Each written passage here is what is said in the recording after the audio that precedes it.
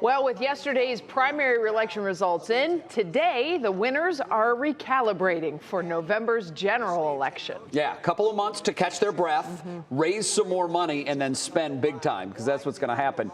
And it's fascinating because both of the Ohio governor's races yesterday had a lot of intrigue, and now you look at the general election, the Senate race and the governor's race. Everybody's going to be looking at those in Ohio, but they've got huge national interest because, as Sarah Strickland joins us now, Sarah, the Senate is currently a 50-50 split, and this is an open seat that they're running for, so there is no incumbent.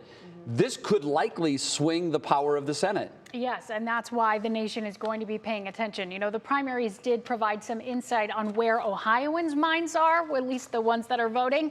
So let's start with the Senate, where that balance will continue to be a national focus in the midterms. Here, we definitely saw the Trump effect. In the Republican primary, former President Donald Trump's endorsed candidate, Hillbilly Elegy author J.D. Vance, knocked off 6 other candidates with 32% of the total vote. Now, Vance had campaigned hard on cultural issues and on immigration. For the Democrats, Congressman Tim Ryan of Niles, let me get that right, easily won the primary. He has stuck to his message that this race is about workers and about jobs. All right, that's the Senate race. What about the governor's race? Also interesting, Governor DeWine won yesterday in the Republican primary, but he took only 48% of the vote, indicating what polling had showed, that he does not have the full party's support here. And that could create an opportunity for the Democrat, Nan Whaley. The former Dayton mayor is now the first woman ever nominated by a major party for Ohio governor, and her running mate is also female, Cuyahoga County Councilwoman Cheryl Stevens. Now, one Republican political consultant I spoke with today says the issues are likely going to motivate voters to get out to the polls for the midterms. Republicans are going to be more enthusiastic to turn out to sort of rebuke the national administration. And so Republicans have an advantage there. I would say also on issues, Republicans probably have an advantage this year.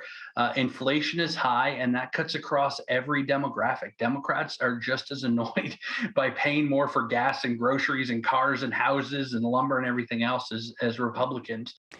And the other X factor in all of this is the impact of the Supreme Court's final decision regarding Roe versus Wade. Now, that is not expected until June or July. But as Ohio's legislature is likely to make abortion illegal quickly, it could be central to the governor's race if Roe versus Wade is overturned, and this comes back to the state's decisions about abortion rights. So depending on how that shakes out, it could be highly motivating for Ohio voters on both sides of this in November. So it is really interesting. We're kind of in a unique position here with both of those races.